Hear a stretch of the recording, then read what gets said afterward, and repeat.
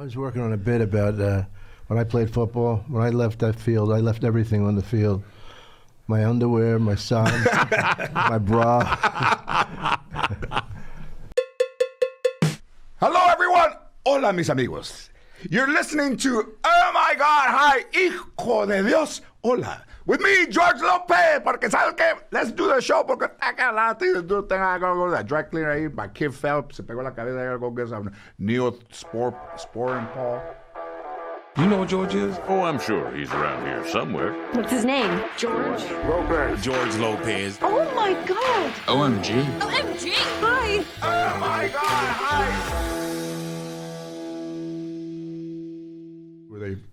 Where you have fucking weapons and, you know, I mean, that's a fucking small place like this.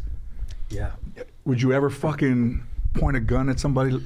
I mean, I'm different than most people because of what I've done, you know, gun safety. I say, guy, you don't fuck around with nothing. So anytime somebody hands me a gun, first thing you do, I don't care if he says he's checked it, first thing you do is check it. if I was fucking rehearsing, I would do it with my fucking hand before I would fucking point a gun at somebody. Yeah. I would be like, okay, here I am, okay? Is this the right height? Hold it closer. I can't get you in the, hold it up.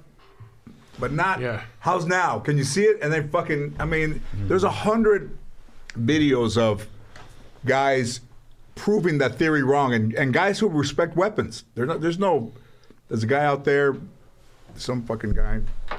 Are you recording? Yeah. Oh yeah. Because everybody has a fucking job, even in independent movies, like where there's no money.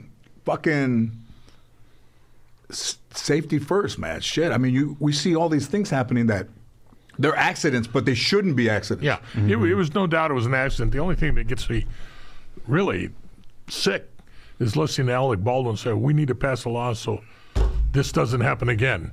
And we should have law enforcement officers, you know, here making everything. Don't blame it on anybody else, brother. You know, you're part of it. You got to own it. You know, and I'd hate to see. You have to own it. One of the guys, not the broad that was in charge of the guns, but her boss, so somebody else is there. He's already lawyered up. You know, I ain't talking to nobody no more. Yeah, very smart thing to do. Even the dude he said was his friend. The director hasn't spoken. Yeah. I think maybe just to the authorities, but. And doing these shows, he's done a couple of shows, interviews on television. And I said, what the fuck? Why is he doing that? You know, he's an actor. How do you know if what he's saying is true, is not true? If you've ever had to hire a high-profile attorney, the first thing they do is to tell you to stay off social media, stop talking to anybody, stop answering questions, stay off of your phone, and let me do my work because it's all legal.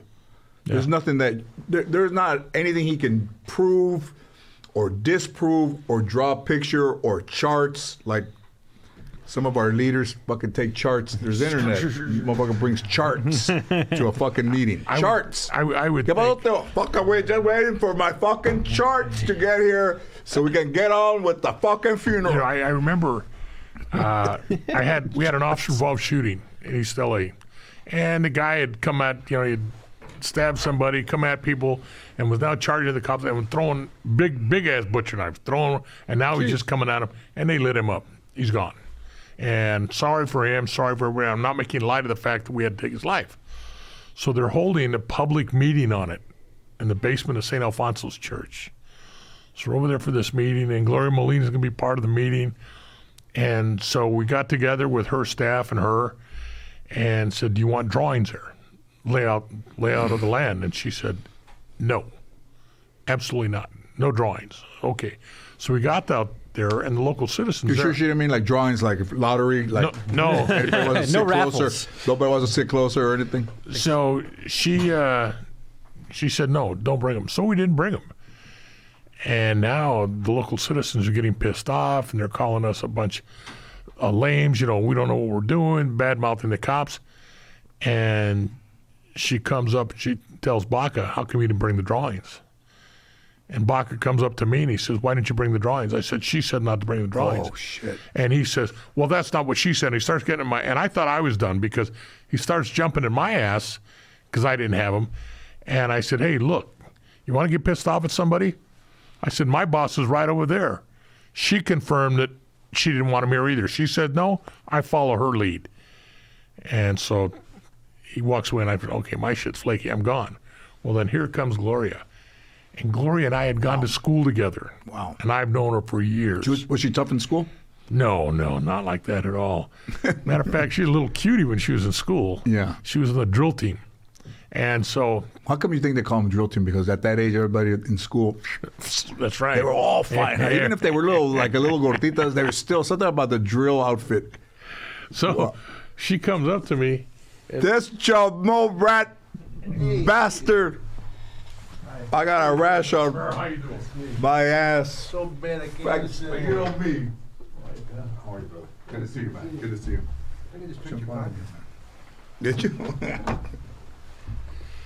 you? We're talking about the drill team, and he was a sheriff. Do you know Gil? He looks familiar to me. Gil he went to Vietnam because they told him to get off the streets. Yeah? So they sent him to Vietnam. Yeah. Hold the chair right there. Yeah. Let me lower. Let me- I was hoping you didn't see that. No. Thanks. Gotcha. Thank you, Gil.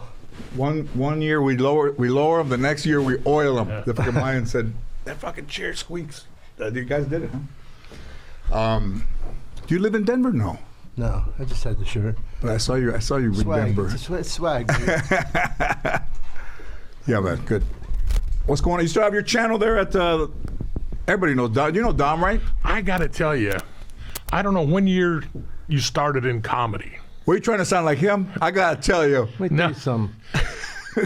He is the first comedian I ever went to go see that I paid for. And it was up in Hollywood. It was at the Laugh Factory or one of those. Yeah, probably. Went there. I was with my wife, and I laughed my ass off. One of the best. He was not clean then. I don't know what he's doing now, but he was not. It was. I don't know if you were.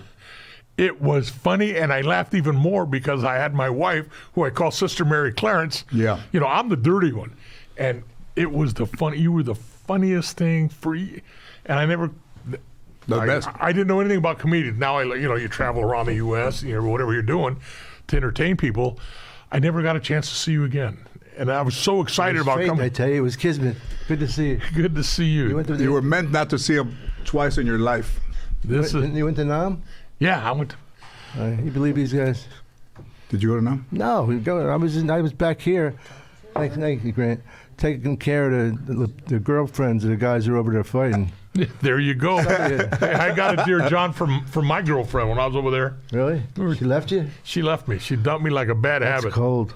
When I came out of the Army, I had 3 goals. I wanted to go to college because I didn't think nobody in my family had ever gone to college, and I knew I was mature because when I sent for my transcripts, I was embarrassed. I thought D stood for damn good. And they let me in anyway because I was a Vietnam vet. I wanted to become a cop because it was a cop that saved my life from the streets.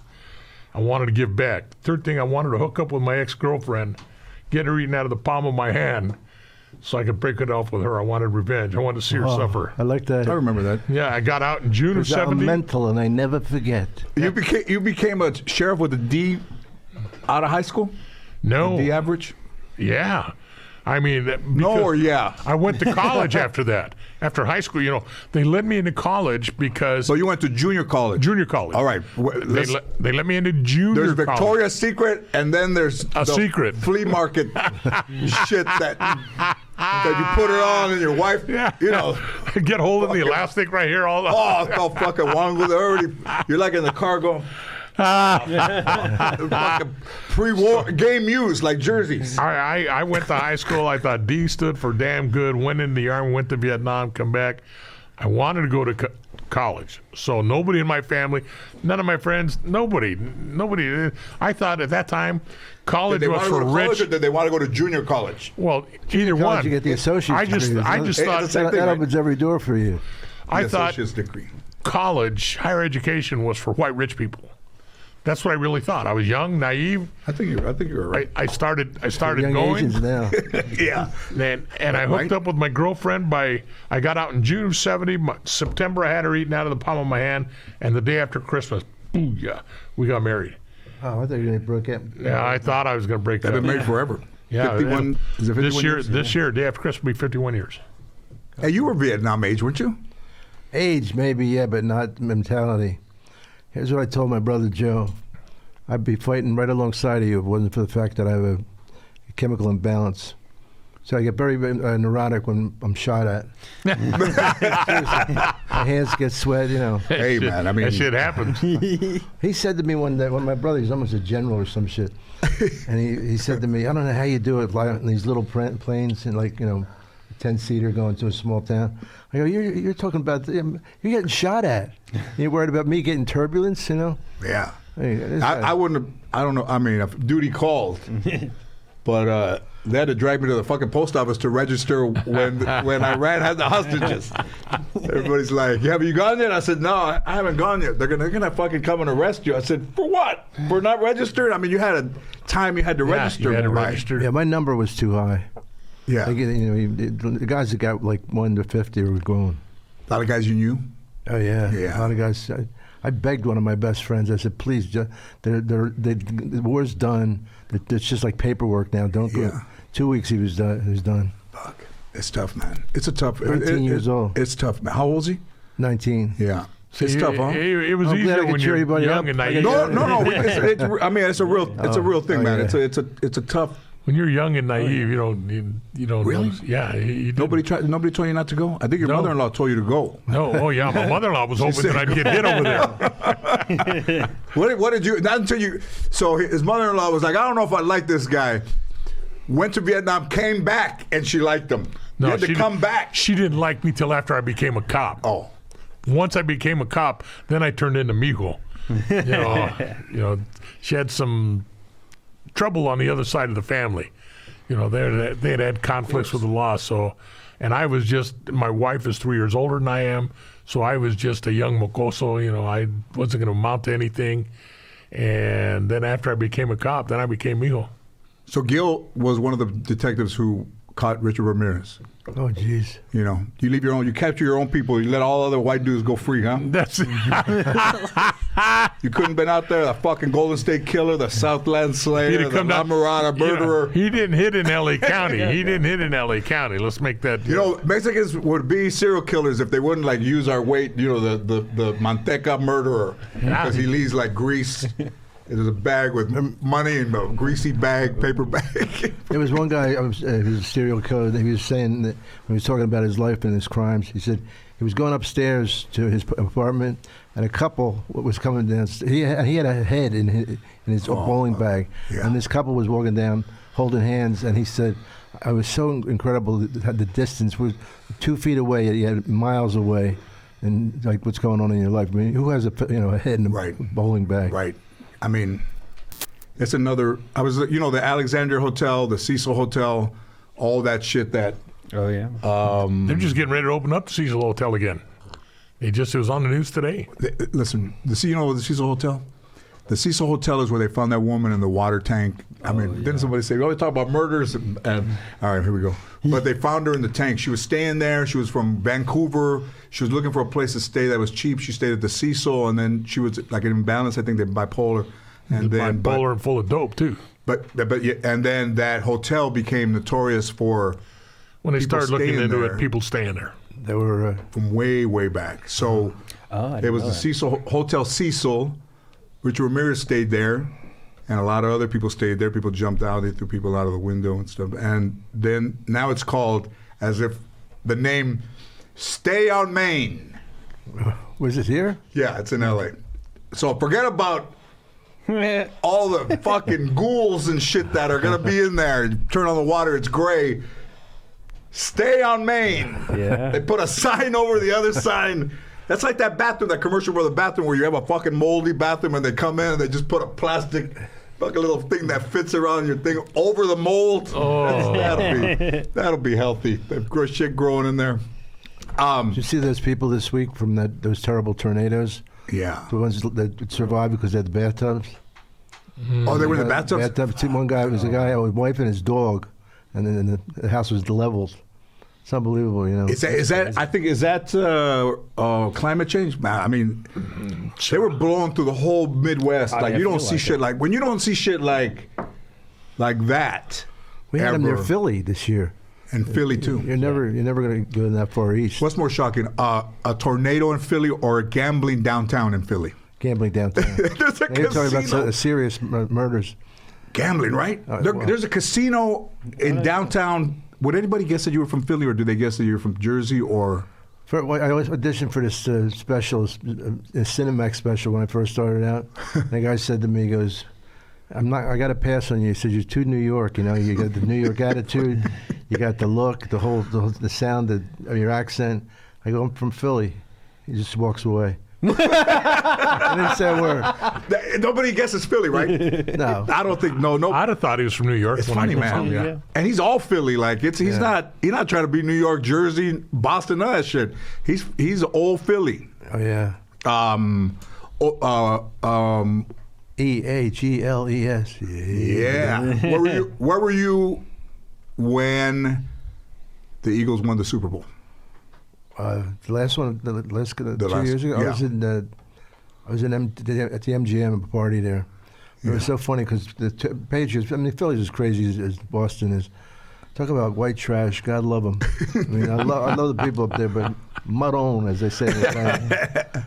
And the only fight was the Patriots fans. Yeah. You know, yeah. I've seen Philly people do crazy stuff. You know. Yeah. The good team. They had.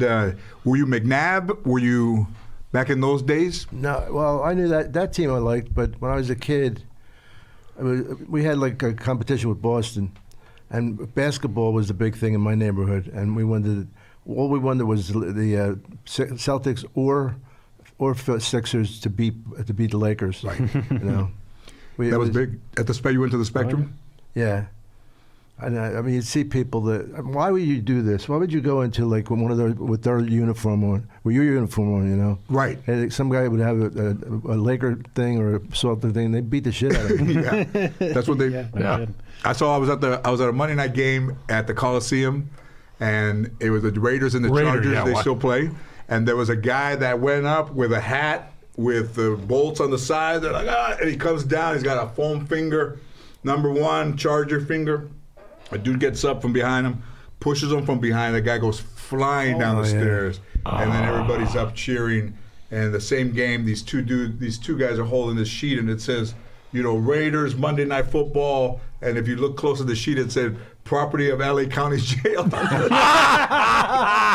the best fucking things I've ever seen, man. Yeah, they were right behind me. I said, check out what it says on the sheet. Property of LA County Jail. But those like.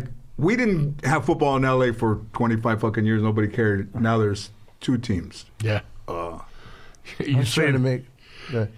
You say that, property of LA County Jail. Went to a Dodger game, and some fans were fucking up, and everybody started calling for security. Come down here, and they got him, and they hooked him up, and they're saying, yeah, get him out of here, get him out of here. A couple of Mexicans lit up. He says, fuck, there's overcrowding in the jails. Let him go, let him go. Shit. How about that? Man. I was working on a bit about when I played football. When I left that field, I left everything on the field. My underwear, my socks, my bra. I said that to Tom Papa. I guess it's kind of predictable. I go, well, I'm sorry. I'm doing my fucking best. Did you, were you, I mean, I love Dr. J. I mean, I love that. Yeah, that was the best. Oh, yeah. For me, the 83 Sixers were the best team. Yeah. Watching them, that was incredible. Was it last year? That 1 year, it was a perfect season. Yeah. That year, that Dr. J, that last year where he was incredible. He already cut his fro, and he had his knee braces on, but he was still, I mean, he's one of the best. Oh, yeah. Oh, yeah. Incredible. But the kids today are better than ever. I mean, a lot of them can do what he did, but it's just like in comedy. We see guys and we pattern ourselves a little subconsciously after them. That's what people, especially with his moves, he'd come between his legs backwards and throw it up there. Jeez, I know. His hands are so big he could pick up a record album with just hand. Yeah. Oh, yeah. wow. I mean, he played in the ABA before.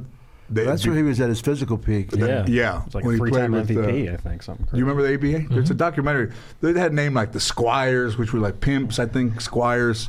They had fucking guys that were out of control. Leather, long leather coats. They all had goatees. They're all in their early 70s. All, they're all fucking chicks in bikinis. The red, white, and blue basketball. I love the ball. The ball was dope. That was awesome. Yeah.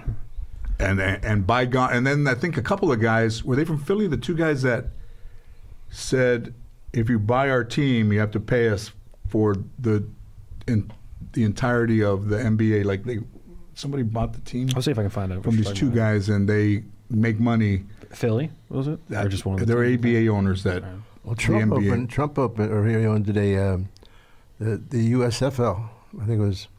I went to USFL games. Really? Did you guys have one? Philly? Yeah, I think we had one. And Herschel Walker was like the big star of that league. Yeah. He's an animal. Jeez, he was a great athlete. Yeah, he was incredible. It could be one of the best running backs. Hard right, politically, Herschel Walker. Mm-hmm. And a son that's very vocal on. After he stood hard right after he got out of football. Yeah. The USFL, I think Steve Young played for the. Yeah, Steve Young was in that league. He was in that league, played for the LA Express. And then there was the fucking California Sun from another league that they had. Anthony Davis, who went to San Fernando High, went to USC, played for. I got a football autograph by AD. You know, the worst part about Anthony Davis is, so his sister Cynthia was in my junior high class, and she forgot her track shoes. And she said, my brother's going to bring my track shoes. And he said, let's see. Convertible Rolls Royce in college, gets out. She runs out there. He waves to us to the window. He gets in his convertible Rolls Royce. He's in college and drives off. That's pretty baller. Mm-hmm. Who's the guy for the Lakers, the great running back, Eric Dickerson? Yeah, Dickerson. Yeah. They were interviewing him, and I love this. He said he had a Corvette, a silver, brand new Corvette. Where'd you get that? My grandmother gave it to me. Yeah, they all had. Grandma's got good taste. He laughed when he said it. I love the fact that you could tell he was lying. Shit, those guys, they shut them all down. I think that they said Eric Dickerson had checks he hadn't cashed yet. Oh yeah. From. They had a white running back that cut that time. Rick James, I think his name. Yeah. He split time with Dickerson. Can you imagine? You get to bring in a fresh halfback every other play. That guy, right? Yeah. Craig James, Pony Express, SMU. Wow. They have one white kid on one of the teams. I forget his father played in the NFL. Yeah, that's McCaffrey? it. Nice. And they never mentioned it because it's not a bad thing. It's a good thing. It's like all the great running backs were white, right? I mean, they were black. Yeah. And he was the only. Nobody ever says, "Where'd this kid come from?" Right. I mean, whenever a white dude could run really fast. Oh yeah. I think automatically, did he go to the NFL? Because some of those dudes could really. I mean, They were chased when they were kids. Dom Beebe. I was at the first Rose Bowl when Leon Lett was running. He recovered the fumble. He was running right in front of us, and he didn't realize that Dom Beebe with that big ass helmet was running behind him. Hadn't given up. Hit the ball under, right? And he was like this, and he knocked it out of his hand. But he didn't see that guy run down, probably maybe 60 yards in a full sprint, and caught his ass. But he was celebrating before he got to the end zone. I was thinking of this might be a joke, actually. A friend of mine said to me that he's a basketball coach. He says, I got some really good black kids because to compete with the really good black kids on the other team. And he said, but if I said that, I'd get fired. I said, what do you say? He says, well, I say that they're good athletes. That's the key word, athlete, and they don't say race.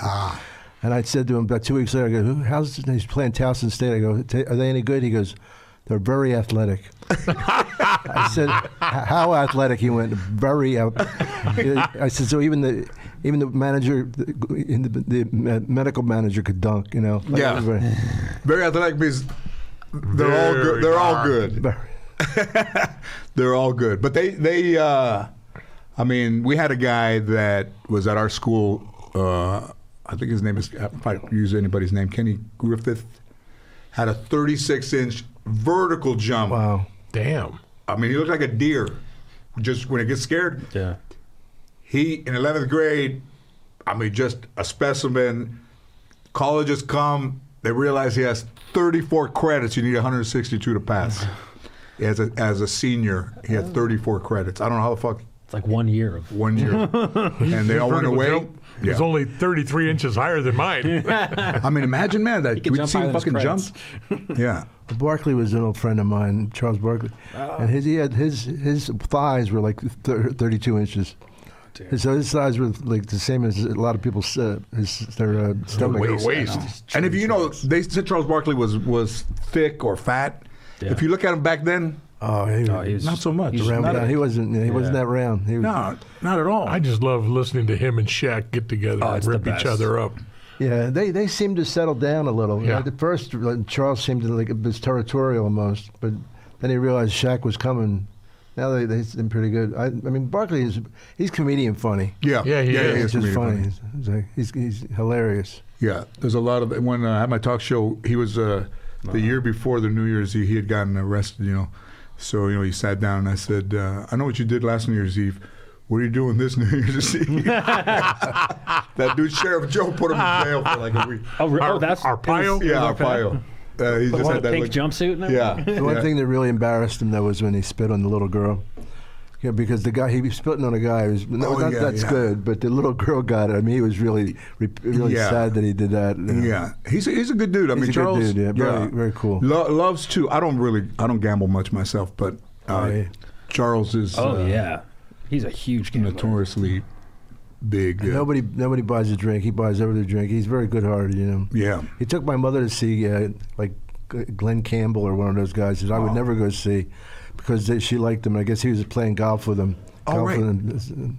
That's funny, awesome, man. But it looked hilarious. Me, him, and my little mother. Mandingo. He's walking around protecting her. What is your, you still do the I was not talking about the Laugh Factory channel, you still do that? Oh, it's going pretty well. That's pretty good, yeah. You seen that? No, Maybe I can get you in there someday. Absolutely. It's from is it the Laugh Factory channel, or how do people see it? I don't know. It's My girl's here. She knows. yeah. But I mean, you've had Dom Irrera live from the Laugh Factory. Dom Irrera live from the I'll do it. I'll try and pull it You up. do this, I'll do that for you. I appreciate it. Yeah. Yeah, we have a lot of fun. I had one episode with Bill Burr and Jamie, and Burr rejected Jamie, said he wasn't ready yet. He said, "You were the inspiration for me to go back to New York, to come back here a better comedian." Wow. But he goes, Bill was saying that he was so pissed that he wanted to rip the chair off behind him. He just wanted. He said, "Who's this guy talking to me?" Jamie's from this mysterious accent country. We think he's Farsi. We're not sure. A lot of people, they said, "Listen, you got to lose the Mexican." People, so he was Mexican all of a sudden. Yeah, he I used to see you on stage, and I was thinking, this guy's fucking good. I'm thinking, how is he not making it? And then next week later, you shot up. Well, man, we've known each other a long time. I saw you in Denver a couple of years ago. I mean, we've been friends a long time. Yeah. That's what excited about having you in here. Oh, thanks. I remember a joke. I'm not sure. It's funny, man, that it was early 90s. You said you saw Arsenio in a gym, and he was wearing a cape. Do you remember that? Yeah. And then you said, "Hey, take care of yourself," and he said, "You take care of yourself." Was that the punchline? I don't remember. It was just, But he He had a cape. He goes, "I went to the gym and I saw Arsenio there, and he was wearing a cape at the gym, right?" he said, "Hang in there." I says, "You hang in there." You're wearing a cape to the gym. Oh my God! How about that? I remember that shit. Oh, dude. That's 30 years What ago. year did you start doing stand-up in Hollywood? In Hollywood, '83. Yeah, that's... And in Philly, no. How do you start in Philly? Where did? I didn't start in Philly. I started in New York. I did do one gig in Philly, and I bombed, and they were talking and stuff, and I got really mad. And I says, "I'll be back, you motherfucker." I was like some kind of like I was this General Patton all of a sudden, But I always have the thing. I shot to the middle, and I landed there. I hung on for dear life. But it's been a fun career. Yeah, absolutely, I'm not retiring today. No. I'm not looking. You were the funniest man that I had ever heard. And it had to be in the mid-'80s. And I still don't know to this day. I'm talking to the wife. I don't know what I was doing with it because I never went to Hollywood. I wasn't a Hollywood type guy. And I was already working homicide. And so I don't know if we went out for a dinner, and I don't know why I'd go to Hollywood. Was it the Comedy Store? Most likely. Most likely. And I remember watching when you came out, and I thought this man is the funniest guy in the world. Thanks. You know, there's the thing about stand-up is there's no best. You know, like the 100-yard dash. It's like the guy, you can't say the guy came in fourth is really faster. You know, Right. The first guy came in first. That's it. Right. But like for stand-up, you know, he was as good. I don't get the Sammy Maudlin show, but he's as good as anybody. Oh, It's just taste at that point. at that point in time, before I came on this show, by invitation of George, I told him I'd paid at least 5 times to go see him. You know, Yeah. before I Usually love those people comedy. come twice, but fucking you kept coming back. I kept coming back. Louis Anderson. Yeah. I saw Louis Anderson. I was back in Washington, D.C. I had been speaking at the FBI, and I had a friend back there pick me up, and we went to the Comedy Store over there. We went to see Louis Anderson. And I had the lady that I was with, she had money. They all knew her. Oh, come on, so front row seats right there. And her instructions were don't let the ice hit the bottom of the glass. They just kept bringing the shit over. No, man. Louis Anderson was a... I don't know if I want his front row stage. He could fall on you. Oh, I know. So Louis was a headliner. sweat on you. And I'm laughing. And this lady that I'm with, she's just as loud as I am and laughing. And when the show was over, he came over and said hello and thank you. You know, you guys are really great. And, you know, I'm doing another show next week. I said, I'm sorry, I'm not here. You know, I'm from L.A. She lives here. I'm back in L.A. Well, I'll be out there in 2 weeks. God, I'll give you all the tickets you want. Would you come and see the other show? Just because my laughter was loud. I just love comedy. I love to laugh. And that's why Mr. Lopez here, he keeps me laughing. Now, what kind of a policeman were you? I was a regular guy, did patrol work, all that other stuff. But a sheriff, though, right? 38 years with the Los Angeles County Sheriff's Department. 26 out of those 38 was working murders. I always think of like being a cop. One of the hardest things has to be going to the car when you can't see who's in there. You know, you pull them over, and you pull in front of them, and then you got to make that walk. Because anybody could just lean out, boom. You know. You try. All I can say is they train you. They try to prepare you for all that stuff. You know, and certainly anybody can have you anytime they really wanted to. I think the scariest part of police work was when all of a sudden when you're out on patrol and you pull your gun on somebody and they don't give a shit if you have the gun or not. You know. Man. You know, go ahead, shoot me. You know, come on. What are you going to do? You know, or passive. Why are you doing that? You know, I'm not doing it. Now I'm really, because if somebody pointed a gun at me, I'd be shitting in my pants. And so if that doesn't cause fear, and they're not going to do what you said, well, it's time. Really get ready because he's got a gun on him. You're going to, you know, there's going to be a shootout. Or just keep your eye on his, and then the last minute, put it down, and then you're just in for a good fight. What year did the police tape show up? What year did they start using police tape? Because before That's hilarious, isn't they it? didn't have tape before. Yeah, yeah. People could just walk up Like and go, crime scene tape? Yeah, crime scene. Yeah, he's dead, and you're fucking walking in the fucking shit. I got fucking blood on my fucking shoes. Mid-70s. Grab that stick right there. Wipe the fucking. I mean, Late 70s. Late 70s. where you had to protect the fucking scene, right? Yeah. Late 70s is when it came out, and I'll never forget because we put. What did they use before? They didn't have shit before. Fucking Dom, you could just walk, festival seating. Yeah, You know, walk up. they didn't have shit Step in the before. blood. And we had it, and they had us start signing. People want to go in there, and then you sign. Okay, why are you going in there? Sign right here. I don't care if you're a cop or not. You had to sign the log, and we had tape around it. And I remember I had a lieutenant, you know, who was the watch commander. He's the boss. And we've got the tape around, and he says, okay, I'm going to go and take a look inside. I said, well, hey, you want to sign this before you go in there because you're not supposed to go in there now. And he looked at me and says, need I remind you that you're a deputy and I'm a lieutenant and I'm the watch commander here? I don't sign shit, and I do what I want. And he walked in. And I said, okay, well, right, here comes. And that's probably the day that I knew I wanted to be a homicide cop because we respected the homicide cops. Homicide guy comes in there and he says, hey, young man, hi, Barrett Fitzgerald, but everybody calls me Fitz. Just call me Fitz. I said, yes, sir, my name's Gil Carrillo. And he says, no, sir. I said, call me Fitz. And he says, okay. He said, wait a minute, hold that thought. He says, who is that over there in the crime scene? And I looked at him, I said, well, that's my watch commander, sir. And he says, I told you, not sir, my name is Fitz. He says, what's he doing over there? I said, I don't know. I asked him to sign a log sheet. He reminded me of my position and his position. Wow. He said, oh, he did. He says, hold that thought. I'll be right back. He walked in there. He was a sergeant. This guy was a lieutenant, the watch commander. He walked up and he says, good evening, Lieutenant. And he says, good evening. And he stuck his hand out there. He says, Sergeant Barrett Fitzgerald. But he didn't stick his hand out to shake.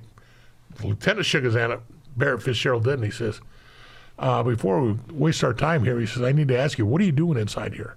He said, well, I just want to come and take a look at the body, see what's going on. He said, would you mind doing me a favor? He said, how about taking a look from the outside of that tape? This is my crime scene. And he stomped off, got in his car, and took off. And I said, that's what I want to do. Don't when I fuck grow with up, Fitz. I want to be. Barry Fitzgerald was actually an actor too. He sounded like nobody ever sounds in Ireland. What's the top of the day, you know? Tip of me dick to you, laddie. Yeah. Do they sound like that? There. No, not there. Not. It's exaggerated here. I mean, you can find that accent, but that's like one Italian guy going, "Hey, how you doing?" really dragging it out. Yeah. That's badass. Did you? Where were you when Rocky came out? I was just moving up to New York. Was it big in Philly? It had to be. Oh, huge! It was yeah. fucking- Well, the fact that they showed the art museum, and it was beautiful. That's not the real Philly. That's not the. I mean, some of it. My grandparents had a bakery on that where he runs. Yeah. It's 9th Street. Yeah. Yeah. Was that was like the kind of like a mart, like a food market or thing down there? Mm-hmm. Was that in Philly or outside of it? Or? It was right in hard South Philly. Yeah. Shit. Remember that shit that was running? Yeah. through Is that where they had the beef processing plant? You know, where he gets in there and Or he trains with a little slab of cow. Amazing. That's where I was. Catch the Rocky. chicken. Where were you? I was working security for the movie. At the sports arena? Yeah. Sly Stallone came up to me. I had met him once before, and he comes to me and goes, "Hi, Dom. I'm Sly." Like he's saying his name. And all I'm thinking of, he's just being polite. I'm thinking, dun, dun, dun, dun, dun, dun, dun, dun, dun, dun. I said, "You're telling me who you are? You're not only Rocky, but you're Rambo too. How did you do that? How did he pull that off?" No. He was a nice guy. He treated us really nice. Yeah, he's really cool. He was very nice. And I remember I wanted one of his pictures autographed, take home to the wife at the end of the day. And he says, "Gil, come see me tomorrow." I ran out of him here today. So I got one from Carl Withers, Nice. who was Apollo Creed. Great. So I got it from Apollo Creed. And I got home that night and I said, "Hey, I got an autograph for you." And she goes, "Oh," she's all excited, my wife. And I said, "Here." And she goes, "I didn't want Apollo's autograph. I wanted Rocky." I said, Been pretty amazing, man. What a fucking great movie. And he said, "I'm playing, like, who do you think is going to play Rocky?" He goes, Oh, yeah, he held out for I'm going to play Rocky. They talked to Ryan O'Neal. They talked to a bunch of different guys. He's like, "Well, nobody knows who you are." And he's like, "Well, that's kind of the Package that's kind deal. of the thing." And he held Amazing, out. yeah. He fucking held out. They could have given him the money. He could have taken the money for the script. They would have done it. And he said, I'm that guy." I remember It's very even risky. he got down to his bottom dollar to the point where like he had to like get rid of his dog, like sell his. Yeah. He couldn't afford. And then as soon as either Rocky sold or he got his first paycheck from it, got the dog back. But like that's how down and out he was before, and he was still sticking to his guns. Like if I'm not in this, then you don't get it. Like, One of the best movies ever. yeah, I loved it. I watched all of them. Godfather, Rambo. Rocky, Scarface. Rocky, I It's mean, one of the funniest. If you took Scarface as a semi-comedy, you really enjoy it more. wasn't it the best? Your fucking womb. Her womb was so polluted. You can't even have a baby. Imagine somebody say that in a restaurant. Yeah, yeah. Can't even. Fucking crazy. I dated her one time. So polluted. But that's, those things, and you see him. And then, it's funny how his career, as the Rocky movies went, like the second one, and then, which is where he was training in the mansion and he had the fucking robots and he was, all that shit that he was like on the way up. It may have been three. Maybe three, where he changed. They said that one day the Stallone looked at himself, I think he might have been on Wilshire, and he saw his reflection in his car in the mirror on Wilshire, and he goes, I look like a fucking douche. He goes, I didn't realize I was a douche. People had told me I was becoming a douche. He goes, not until I looked over and saw my car and my reflection in the car, I realized, you know what, I look like a fucking douche in this car. Which, God forbid, success makes you a douche, but it depends how you handle it. Yeah. The easiest thing to let happen. Right? Yeah. One of the best voices ever. One of the Arnold Schwarzenegger, again, didn't speak English. Star, Stallone, low budget movie, one of the greatest. You never know what people know. I was playing basketball with George Clooney. We used to all play at where Arsenio told me about the game there. And he comes up to me one day, and he was a very funny guy. He's not real serious. And he says, "Can I talk to you for a second?" I said, "Yeah, what's up?" He goes, "I left Roseanne. What do you think?" I said, "Yeah." He said it was the #1 show at the time. Yeah. I said, "Oh, George, you'll get something better, believe me." And I'm just trying to make him feel good. Boy, did he get something better. Okay, right? Because, he was, George Clooney was Roseanne's boss on Roseanne. I was trying to think, Is that right? I didn't even know He that. played the boss early on. He did like 50 pilots. He was like did. ridiculous. I know. Before he didn't just step on the biggest stage at all. He had it tough. I mean, and you look at what happened. Yeah, it worked for him. From the ER, Did you hear he gave like each of his friends $1 million? Isn't that cool? He did, yeah. Pretty amazing. Yeah. Pretty amazing. They still do. Like we just saw him with Grant, the guy that runs his company, and a couple other dudes golfing, and he doesn't No really. relation. He doesn't really golf much, but I think for the guys, he goes out a couple of times and. Well, he wasn't terrible, but he didn't understand basketball, and his whole idea was just run the guy over. he got hurt. He got hurt, and the guy would get hurt. He said, "You can't do that. It's not rugby." Oh, I'm trying. I said, "You can't." He didn't know basketball. He didn't know. Yeah. No, he's not a terrible athlete, but he just didn't know the game. Right. You can't get the ball and just run over. Right. That's what we played in high school. I think, things are all very different now. Call your own foul. I didn't play any kind of basketball. I'd never heard of Kareem Abdul-Gonzalez, so his basketball was not a big game for me. But you were from here, right? Yeah, I didn't play basketball. You watch the Lakers or anything? No. Basketball wasn't a big sport for me. Baseball and football, that was it. The Dr. Buss, the late, Sure. great guy, bought the Lakers, and they're going to do a 10-part series on HBO of Showtime. Oh, yeah. Wow. The Lakers of that era. Did you ever go to any games? Yeah, I went with the manager just because he had tickets to the Lakers. Right. We sat right on the floor. Some games, not every game, but that was pretty cool. Right near the Lakers bench. Amazing. Right in the Forum back then. There's one point where they had 4 of the #1 draft, league number drafts in their stable. That's incredible. Amazing.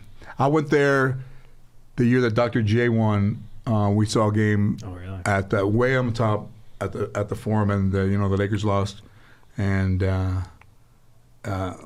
so I saw Dr. J play. I think that was the only time I saw him play, and they won that year. That 83 was 83, it? yeah. 83 that they won the championship. But seeing, I saw Will Chamberlain in a Stutz Bearcat off the 405 one time in the morning, coming up, like going over the hill, coming from the valley over. I'm fucking Will Chamberlain, like 8:30 in the morning, we're honking. See this long-ass car, he went like this to us.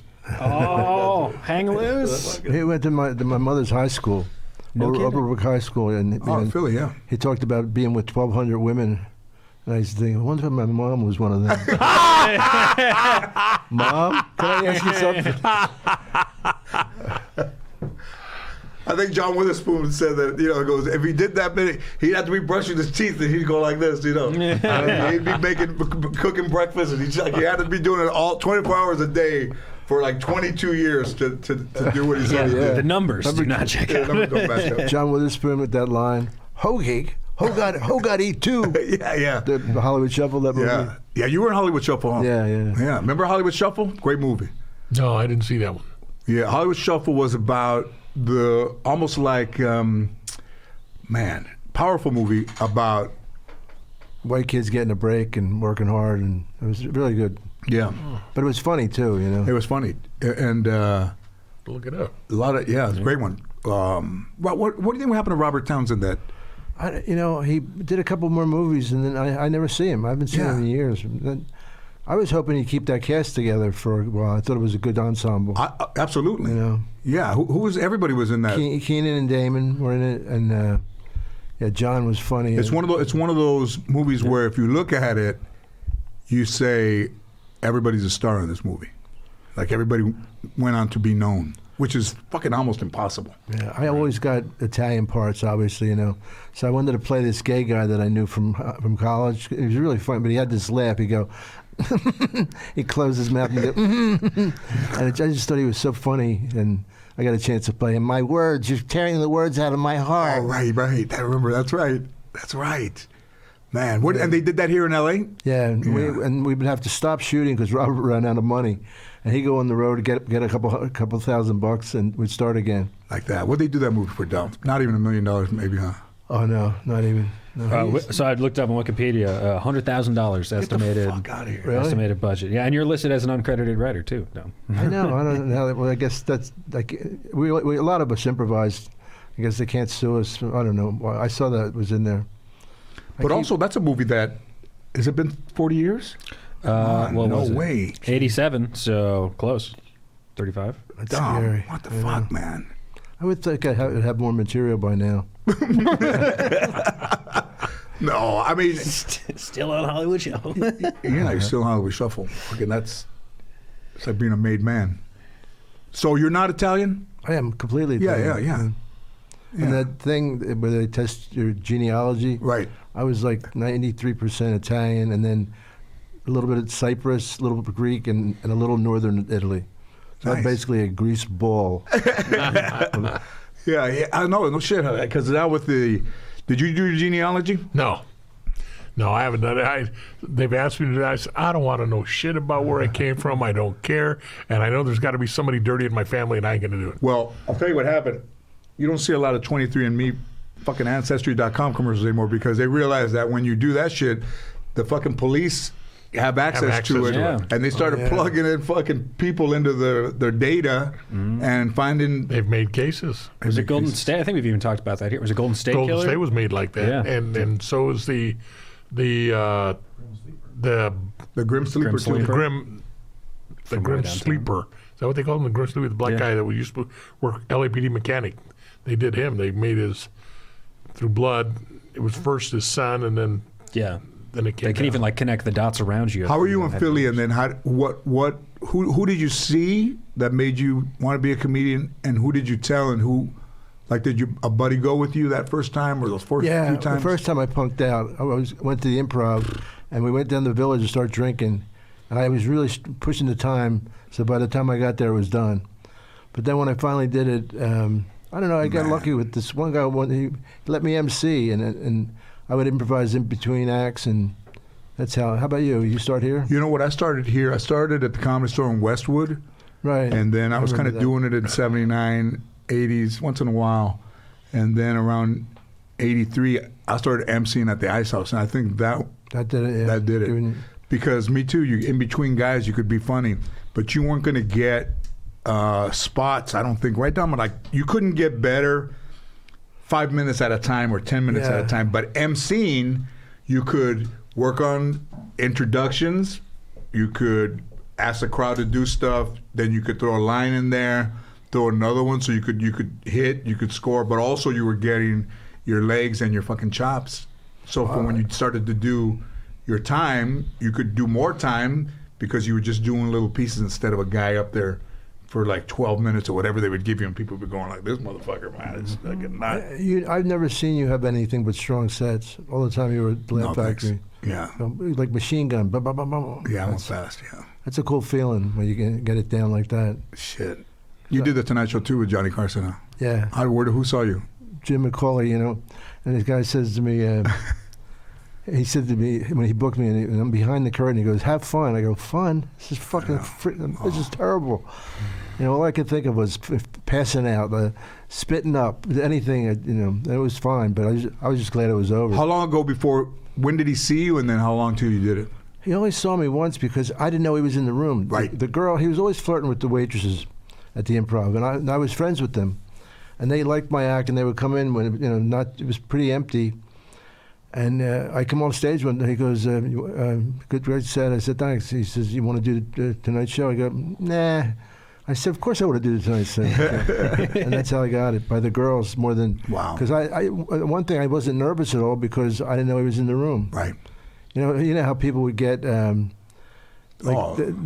regular set. They lost all the funny because they were so worried about it. I mean, that guy was this guy Jim McCullough was the most powerful guy in comedy. Yeah, because it was like the imprimatur. If you get past that stamp, did you ever do it with Carson? Mm-hmm. Yeah. I did it November of '91, 6 months before he was going to leave. Yeah, I was going to say because you're pretty young. And then fucking Bill Cosby bumped me, and then they thought once you got bumped, you were done. Like, a lot of guys got bumped and never went back. And then I think the next week they called me and said, we got you a date. Like almost like within 2 weeks of the. So they really wanted you. Yeah, of me getting bumped. Yeah, I did okay. Again, fucking scary and. Rodney's thing helped me the most because I was relaxed by then. The one that Rodney Young Comedian Special. Well, there's no today. The specials aren't even special anymore now. Right. But in those days, it was only like HBO, and maybe Robert Klein or one of those guys would have one because they were a friend of the HBO guys. But everybody has specials now. I know. Back then, Rodney Dangerfield had a club, and he would do the Young Comedian Special, and he would bring on who is it, Dice. Sam Kinison, Roseanne, yeah, Jim Carrey. Oh my God! He said to me, I got real close to him for the last couple of years of his life, and Dangerfield was such a character. And he said to me, I said, can I get you anything? He goes, no. Can I do anything for you, kid? I said, one thing, could you close your robe? When we're eating, he goes, "Oh, so you're running?" I said, "I'm trying to eat. I see those little purple balls of yours. Please." I said, "Just." He never laughed. He went, "You're funny, kid." he would go to the club with a robe on, and in some part of his set, the robe would open. Oh, jeez. And he's wearing just the robe. And he's wearing just the robe. Yeah, he'd be doing coke, and it was crazy. I mean, when he was 75, I saw him down. He was getting his birthday party, and I saw him down at the Comedy Magic Club. And he said he was at his party, invited me. He goes, "You want to go get fucked up, kid?" I go, I don't do drugs or anything. He says, "I'll be back in 10 minutes. Don't leave." He did it at his 80th birthday too. Fuck, man, he was tough. He went at it, man. He went at it. He was funny though. He was one of the. I mean, I was at Bally's. I think. What was I doing at Bally's? You just never got any respect. I was gonna say, do you think you got enough by the end? You know who I saw recently? Don Rickles on an old Andy Griffith show. He was hilarious. Oh man, that's right. He played like a con man or something. Yeah. Remember that episode? Yeah.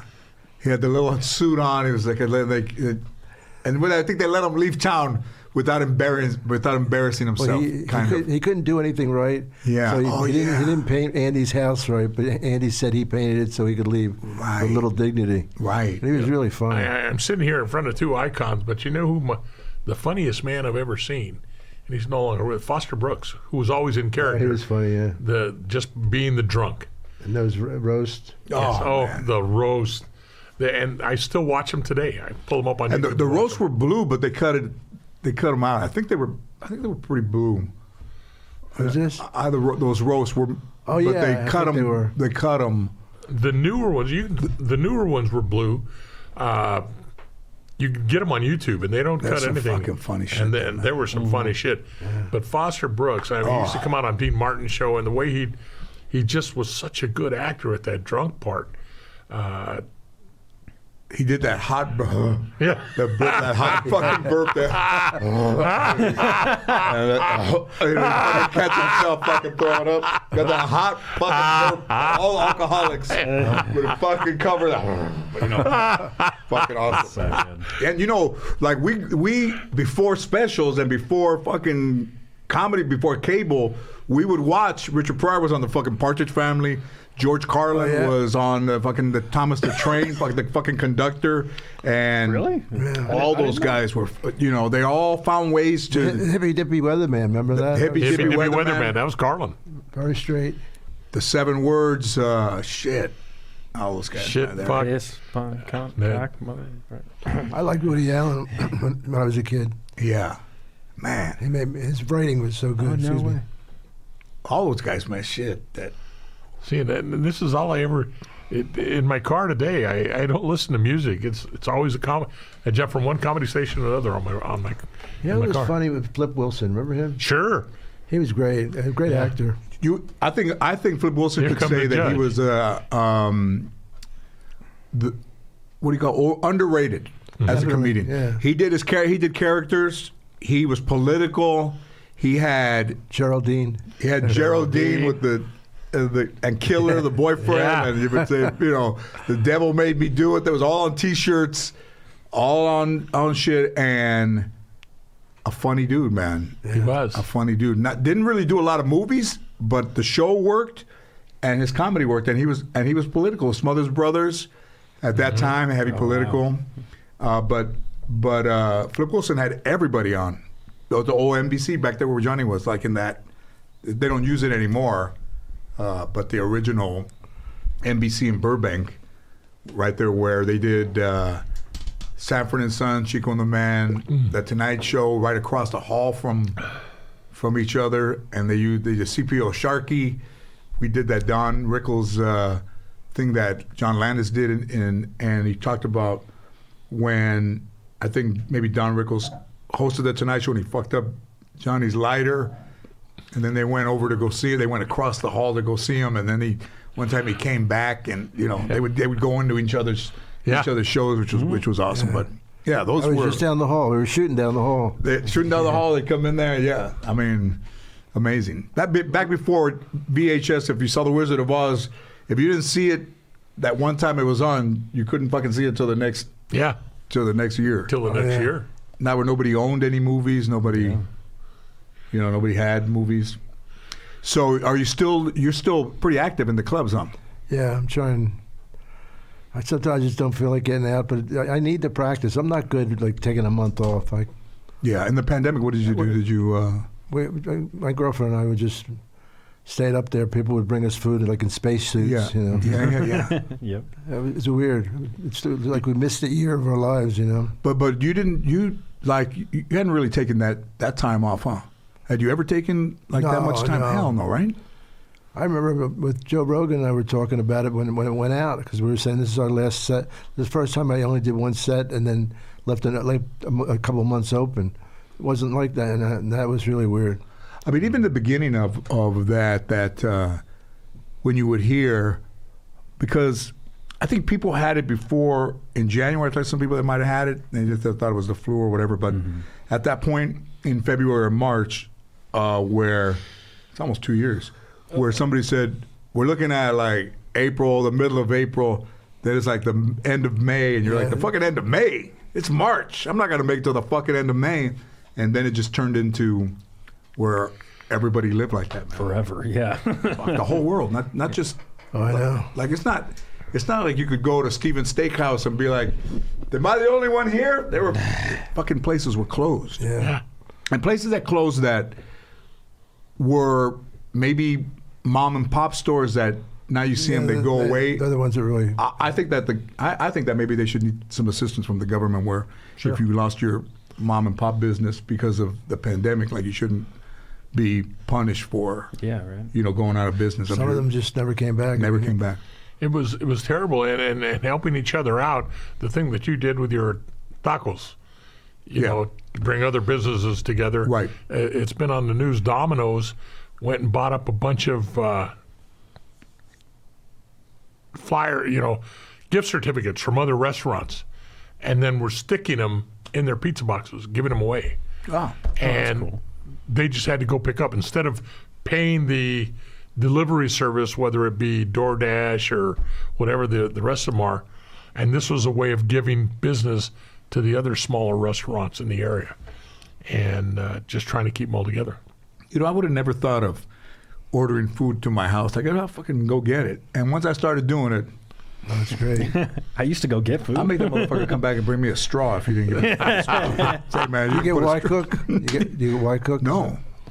We get that. It's, Is White Cook, is it healthier? well, no, it's just more expensive, but you can get like the really high, the Yeah. top of the line Mortons and stuff. Yeah, yeah. Oh, shit.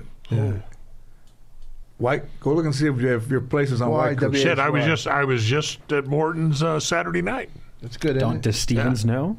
Hey, how come you have your Vietnam stuff on? Are you It was ready raining. It was to- raining. ready to go postal or what? So no. It was raining. This is a good boonie cap. So Is that the one from there or? No, or- no. This is one. What, after. what did you bring back from Vietnam? I brought besides back my a boonie little- cap. A limp. I still blame my wife. I had a boonie cap. It was ugly, dirty, and we did everything. It was She on my threw it head, all away. sweaty, and we should drink beer out of it. Anything. It was crazy. How about So they made a fucking hat you could drink beer out? I brought it home. I brought it home, and my wife hated it. She hated it. And she swears. What to is? this So what was day- your Vietnam nickname? They call me G Beaner.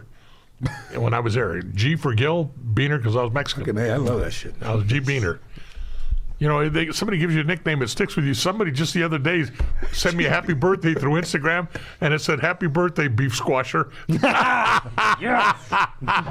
which is the nickname he gave me. Productions. So what happened to it? So all of a sudden, it's missing. She hated it. I said, "You threw it away." She says, "No, I didn't." I said, "You threw it away," and she swears to this day she didn't throw it away. It just went missing. So I found one online, not. I obviously. But the other one was the one you wore in combat? Yeah. Damn. That's what I did. Well, when I was in college, I put the flight helmet on, but after the flight helmet, that was my cap. And so it keeps the rain off you, and so it was raining over there at the house, and I got there, so I just Yeah, put this on rain the is terrible, isn't it? Well, life jacket. It hasn't rained for like 2 years. They're going, fuck, rain again. Jeez. Well, I think when you go, my fucking car is too nice to be in the fucking rain. I'll go tomorrow. No, but nobody wants to go. First of all, nobody knows how to drive in the rain. I know, exactly. That's what Gil said. The about oil that comes earlier. up on the. You know what, man? I was on the 101 years ago, and I say Asian dude was spinning out, and as he spun, I could hear him go, "Oh!" in the thing. I was spinning around, man. Had my windows down, and he was in a Toyota van, but the tires are like that. They're one of those fucking van, and I said, and he was going in and out. I said, "Oh, this motherfucker right here," and he started to spin, and he just went, "Oh!" I never told anybody that. Fuck. I went down on a motorcycle. It's a bit. It's a bit. I saw someone also drive off Barham through the fucking fence and onto the fucking 101. If you're going across down really? Barham into Cahuenga, fucking dude was on the phone or whatever, fucking over through the little retaining thing and onto the freeway. And put on his blinker and changed lanes and kept going. Got back, the fucking way down. Beat the GPS by 10 I miles. mean, I went down one time on the motorcycle because of the oil. I was slow. I was being very careful. I came to a corner, and I turned, and it was drizzling, and the oil had come out, and the back tires went right up. Man. And so I was able to stay up there. I was wearing a Levi jacket. The buttons wore off. The top of my brake cylinder wore down a little. on the street or in the? In the street. And so, but I made it okay. It's ugly. My wife today coming down here, she says, "Are they still going to have the show? It's raining outside." I said, "Dear, it's inside. I mean, come on. It's not going to affect anything. Yes, we're going to have the show." And so I drive down here. There was fewer cars on the freeways today than on a regular day. So it was nice and easy. I mean, I wasn't speeding, and you could see, I drive safe, but I'm really a defensive driver, especially in this stuff. I like I like Led Zeppelin. I like rock music. When you look at like Van Halen, and you look at those guys in their prime, with the wild hair, and they each had their fucking identity in their clothes, and you look at like they almost look like they almost didn't exist, like a time that passed. Yeah. And, you were at the Comedy Store when Robin Williams was there. Fucking Richard Pryor would go in regularly, huh? Yeah. Jimmy Walker, Letterman, Shanley, Eddie Murphy. I mean, guys that you would think back like then become larger than, not every one of them, but Richard would be. By the time I was here, Richard was really pretty ill. Oh, that time. I didn't get to see him really burn Yeah. on the stage, and Eddie Murphy were probably the same class. Right. Yeah. They're both. Richard was awesome. The store was a special. We had Paulie in here. The store. I like Paulie. Yeah. He moved to. Did you know he moved to Vegas? Yeah. I saw Yeah, he him moved to there. Vegas. Yeah.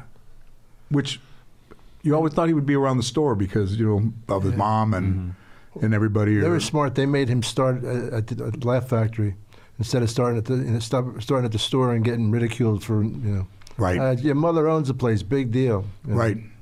The Comedy Store was a tough place to break in, wasn't it? I was really lucky. I get it. The first time I nailed it. Right. I go back to New York. Yeah, how'd you do? Great. One time, paid regular. Yeah.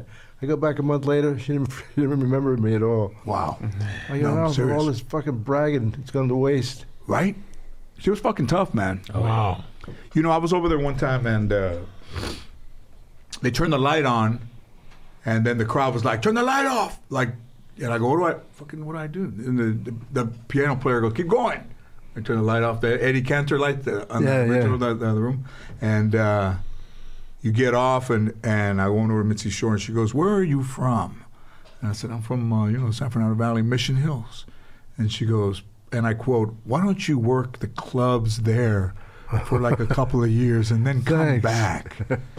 And I was like this, leaning into that her table. Yeah. Because you would lean in like this. And she said, "Why don't you go to?" And then you're like, fucking crawl back. So my buddy, and he goes, "What did she say?" I go, "She fucking told me to fucking go work the fucking 2 clubs years.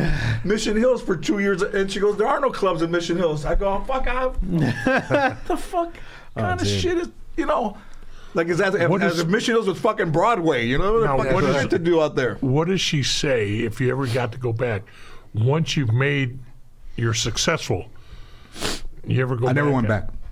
Never saw her again. I lost my act in '91. Carlos Mencia saw it and took it. And I don't think the last time I performed at the store was, shit. You went to the Laugh Factory? Yeah, I went to the Ice House and then I went to that's the Laugh right, Factory. yeah. And a little bit of the Improv, but the Improv was fucking tough, man. Yeah. That was a rough room. Remember that guy Ken Weinstock? Of course. Yeah. So Ken Weinstock, you're doing this pair of jokers or a special, it was like maybe a half-hour special. And Tim Allen was fucking Home Improvement, all that shit. You're up next. That motherfucker leaves. Half the crowd leaves. I go up there. You could hear them fucking doing the dishes in the kitchen. When I was up there. And nothing worked. I mean, I wasn't who knows? I don't know. You can't go back, but I wasn't ready to follow a guy that was on the #1 show on TV. And then Ken was there just to look at blocking. And the next day he called me and he goes, I think we're going to find somebody else, to do the show because I did so poorly that he didn't think that I could do good, I guess. I don't know.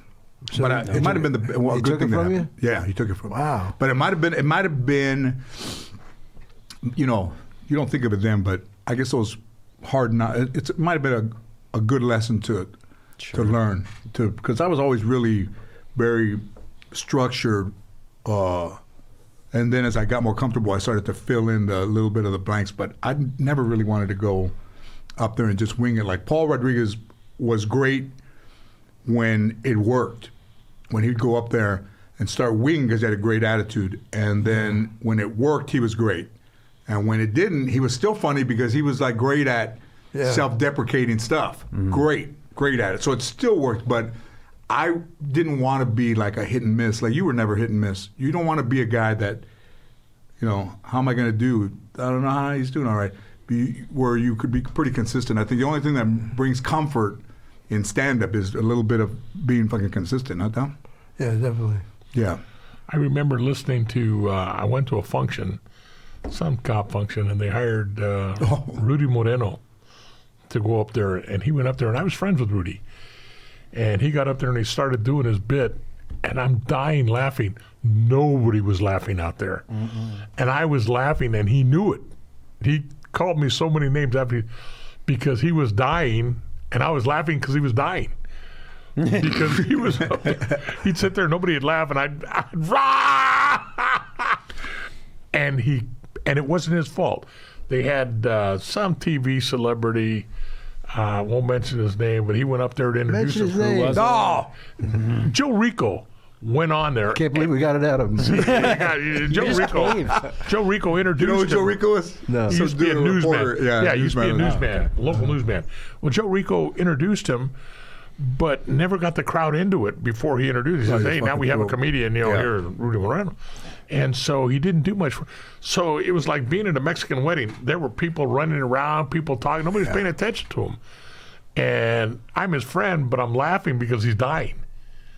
And then he stepped off, and by this time, now people realize, oh, there's entertainment up there. And he was followed by Gilbert Esquivel, who killed him. Everybody's laughing at him. And I walked out, and Rudy said, "You chicken shit, you were laughing at me because I was dying." And it was funny. And we still talk about it to this day. Those are tough gigs, man. Yeah. You had some of those. Yeah, well, especially corporate dates. I had them turn the mic off on me. And I'm going, "What's happening?" And the manager, the book me goes, and he go, "The car was ready for us, like we escaped with the money, you know." I've had a few bad ones. Oh, I was doing, I did a thing. Remember Dan Lundgren was the Attorney General? Uh-huh. So up in Sacramento, they want you to do this thing. So before I go up, they go, "You're just going to do a little something before." It's honoring all the officers slain in the line of duty. And I'm like, is that? What's funny about that? And then I go, it can't get fucking worse than this. And a fucking picture comes of all the officers on like one Oh my goodness. one frame of a picture. And I go, I think that's worse. Because before it was words, and then they go, let's remind everybody of who we're talking about. That fucking thing comes down, and there's like, and I'm just in the back going, man. Oh They my go, "You God. ready?" I said, "No, I'm not ready." That's tough. No way. I mean, did you end up going out? Or Yeah, you I have to fucking be hated it. I said, "Let's bring that picture back down." Yeah. Was it Have just my brutal? name up there. I also died in the line of duty. Yeah, so- I mean, I don't think, I'm not sure what I would have done had I not, been blessed to have been a comedian. I don't know all the things I boy. would have done, Yeah. right? Yeah, I mean, people say that to me because I'm inept at everything except that. They go, "Well, you're lucky you had stand-up." I said, "Well, stand-up and teaching. I like I had fourth grade for a couple of years. I like the kids, but I hated getting up. Yeah. That's never changed. How did you decide you were a teacher? Yeah, I just got a job after college. Somebody put in a word for me, and it was Catholic school, so I didn't have to have a teaching degree.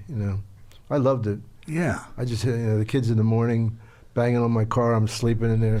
"Mr. Red, the bell rung. Mr. Red." Man. Little black kids would call me Mr. Red. "Mr. Red, you so nice. You not white. You Italian."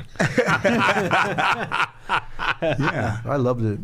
They still keep in touch with me. Some of the kids. Oh man, that's awesome. Oh, that's cool. yeah, it is. It really is. That's the best. You know, when you have a cool teacher, man, Oh, yeah. I don't.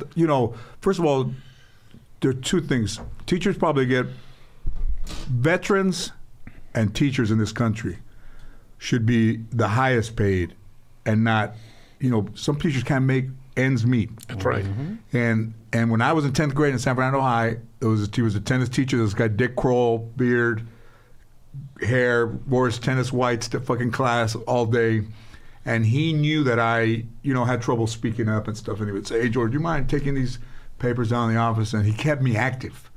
He kept me handing out papers. And I remember by the time I was a senior, I could talk and engage and stuff. And then when we were going to graduate, I still remember, man, I went to the room and I said, "Hey, Kroll, man, thanks for everything, man, for what you've done for me these years, and he's like, George, I saw something in you, man, and I knew that you were like painfully shy, and I just tried to get you to be on your feet, and I was like, well, I mean, I'll never forget you, man. That's what I did. Yeah.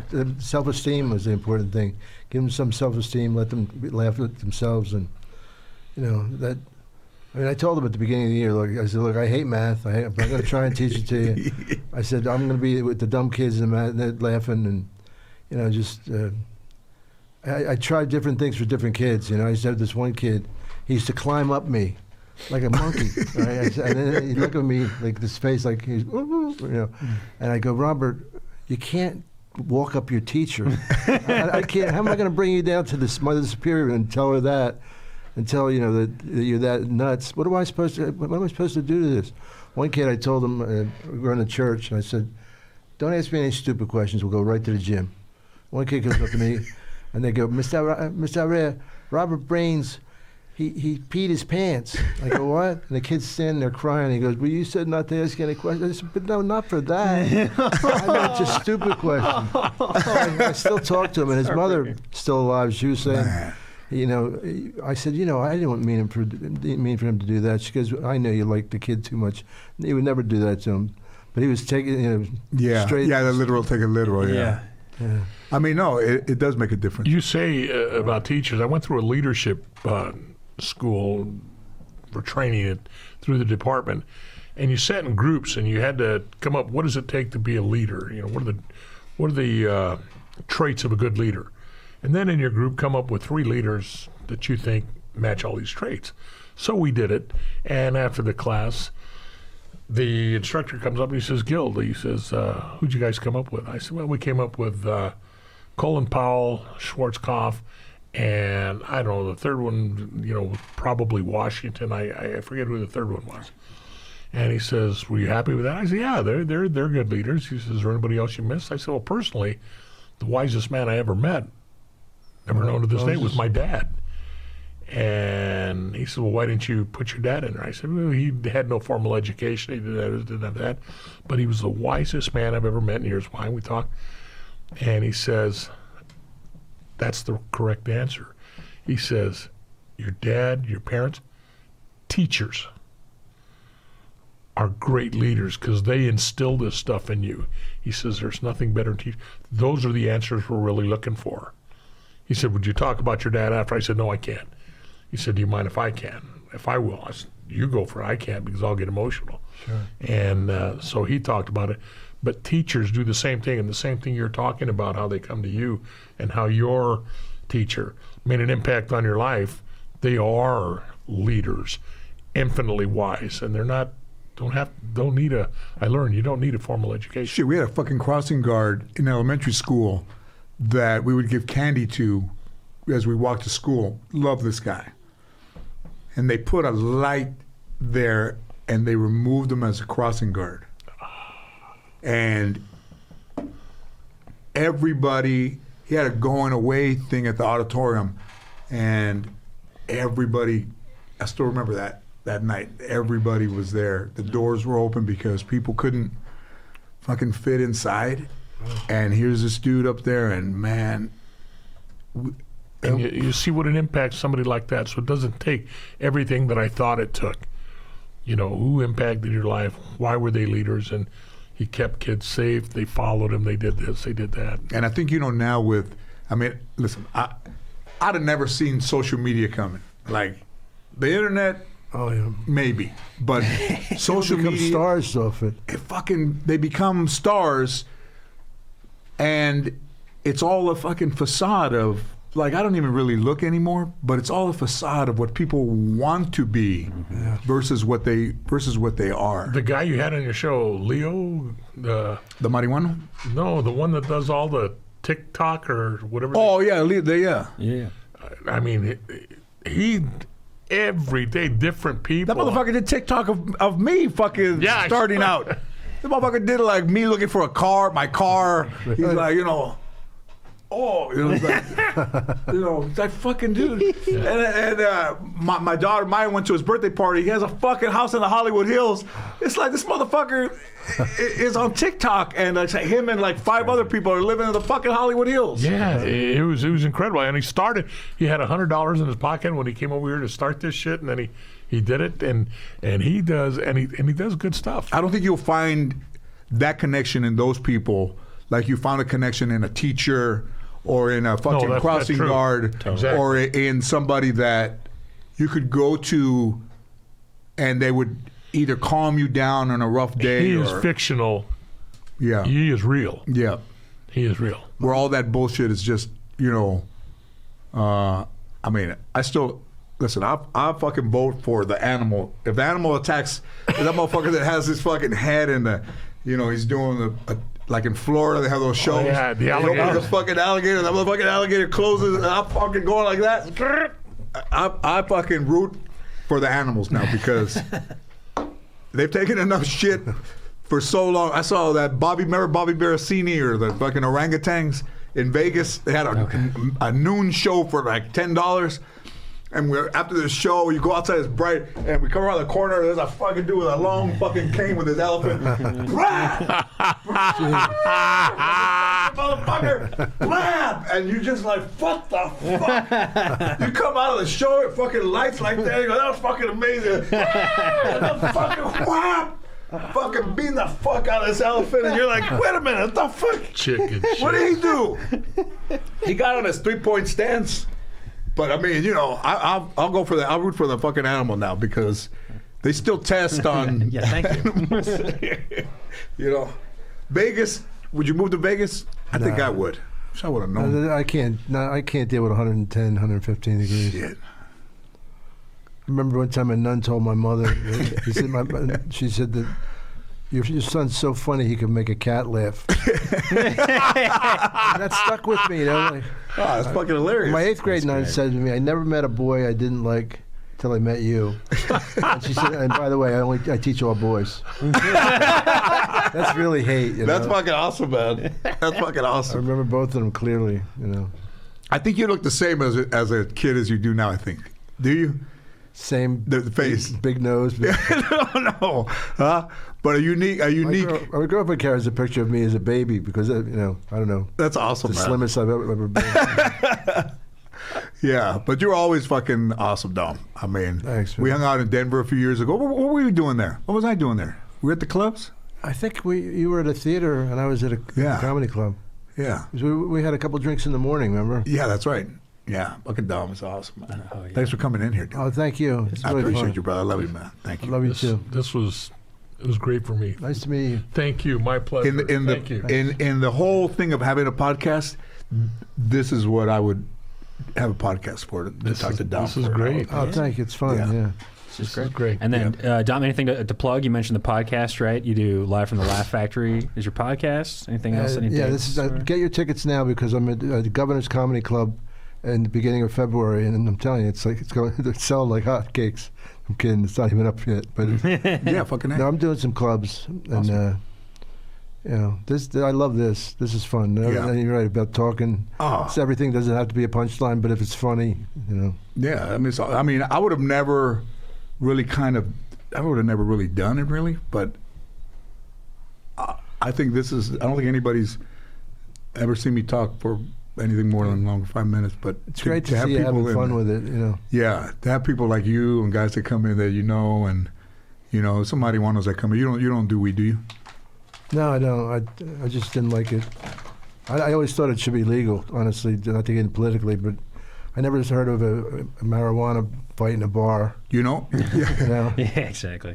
And when he was, we talk about this all the time. When he was an officer, it was a felony to have the smallest amount Yeah. on you. A single joint would have been a A felony fucking arrest. joint. It just doesn't. Those guys are in jail next to rapists and child molesters. Come on. It didn't make sense. It didn't make sense to me then. Yeah. And I'm no prude still today. I just, I do whatever you want to. It's pretty amazing, man, that what the fuck alcohol does. I mean, I've drank I used to be a real heavy drinker, but what it does to a person, and especially all of the getting in a car and driving or fighting and not knowing you're fighting, all the bullshit that in families, it's the one thing that can destroy a fucking He started drinking. get-together. No, I started drinking, or in the car with like, hey, don't get mean. You're like, fuck. And then you look at weed and Now he just sleeps early. I mean, I'll tell you, it really helped Rogan because it calmed him down. You know, he has 3 little girls. He loves them, but that and the weed is what really turned it around for him. Yeah, it's awesome. There you go. Good stuff. Thanks for coming out, man. Thank you. There you go. Ditto, my friend.